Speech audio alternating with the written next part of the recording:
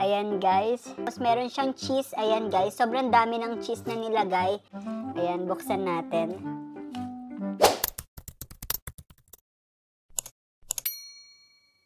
Hello guys, it's me again, Jervan, and welcome back to my YouTube channel.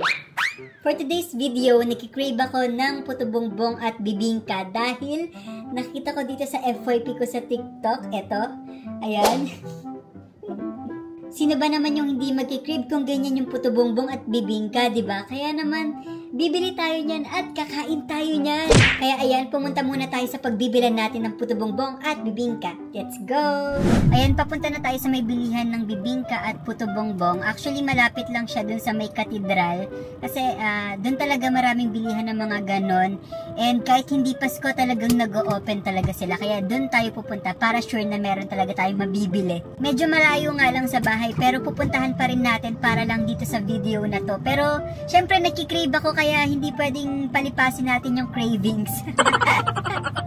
Ito guys, nandito na ako sa gilid ng katedral and ito yung mga bilihan ng puto bongbong. Ayan. Ito guys, ayan, nakikita nyo ba? Ito, medyo madami sila.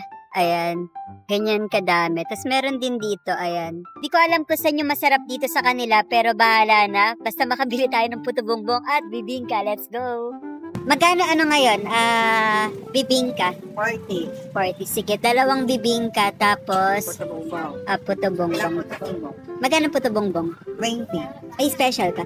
Pero 50 yata. Sige, isang special, tapos isang lang, ordinary. Ito siya guys. Kaya mo na lang siya. Kano pala sa Suman. suman? Ganun din. Magkano? 20. Sige, tas isa na rin suman. Ito guys, ginagawa yung puto bongbong. Ayan, special yan. Binablag May mo. cheese. May cheese sa condensed nilalagay. Amo pa kami, paano kita? Sige ba? Ayan, nasa kotse na ako and uuwi na tayo para makapagmukbang na tayo. Ayan, nakauwi na ako and niready ko na rin tong mga pinamili natin kanina. And ayun, excited na akong kainin at excited na ako gawin tong mukbang ng puto bongbong at bibingka. And syempre, yung suman. Kaya ano pang hinintay natin? Simulan na natin. Let's try it! Unahin natin yung bibingka. Ayan guys. Tignan nyo naman kung gaano siya ka-buttery. In fairness guys, medyo madami yung itlog na nakalagay dito. Ayan. Makikita mo talaga yung mga itlog na pula nasa loob. Ayan. Tikman na natin.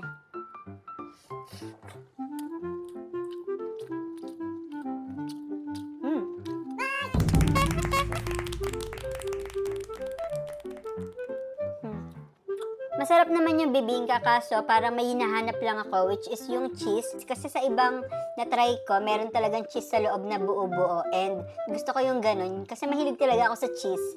Kung i-rate ko tong bibingka ng out of 10, siguro yung rating niya is mga 7.5 out of 10. Next naman natin is itong plain na puto bongbong. Ayan siya guys.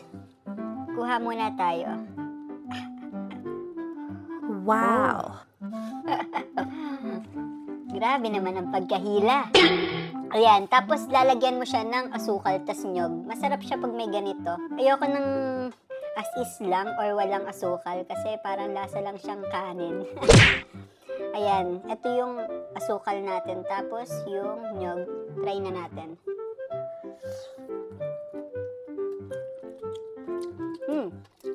Sarap. Wow! Lucky guys. Ayan, kainin natin to. Ayan, kuha pa tayo.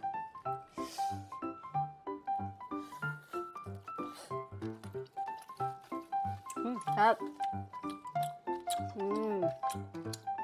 Malig talaga ako sa puto bongbong. Sobra.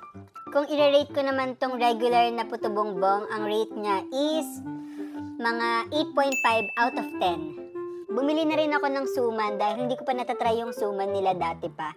Actually guys, matagal ko na palang kilala yung pinagbilan ko. Hindi ko alam na doon na pala siya nagtitinda kasi sa may kanto namin dito sa bahay, Nagtitinda talaga sila. Tapos nagulat ako, tinatawag niya ako kanina na ba't daw sa iba pa ako, tumitingin. Tapos dinadaanan ko lang daw siya. Ayun, kaya doon ako bumili sa kanya. Try natin tong suman na to. Actually, wala akong idea kung anong klaseng suman to. Basta bumili na lang din ako. Ayan, buksan natin. Hindi ko alam guys kung anong tawag sa suman na to. Hindi ko alam kung kamoting kahoy ba to or kanin na suman. Hindi ko alam eh. Pero ayan, tikman na lang natin. Pero parang kanin nga siya. Ganyan siya kalaki. Ayan, tikman na natin.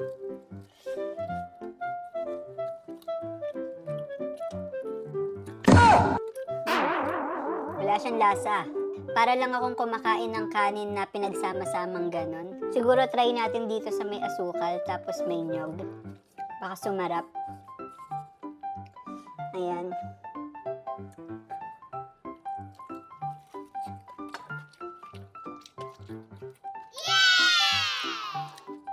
Medyo umokay naman yung lasa.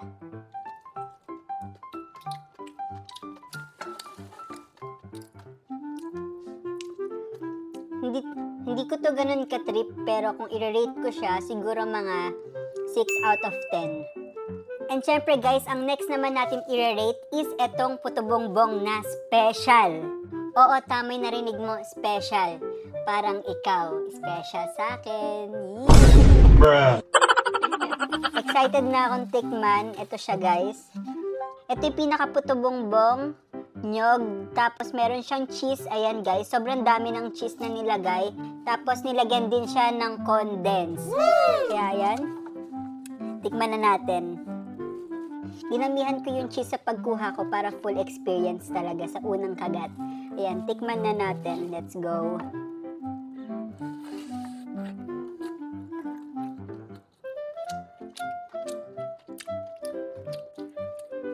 Harap. Ayan, try natin tong pinaka-cheese lang. Guys, sarap. Nakikita nyo ba yan kung gaano kadami yung cheese?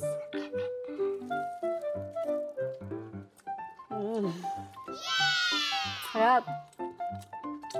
Kung i-rate ko naman tong special puto bongbong out of 10, syempre 10. Di na tinatanong yan. Madaming cheese eh. Kaya 10 yan. So, ayun guys. Dito na nagtatapos ang ating mukbang vlog ng puto bongbong at bibingka. Kung may mga suggestion pa kayo or mga pa-challenge sa akin, mag-comment lang kayo dyan sa baba at gagawin natin yan. Kaya kung gusto mo pa ng mga ganitong video, don't forget to subscribe to my YouTube channel and don't forget to like this video. See you lang guys. Bye-bye!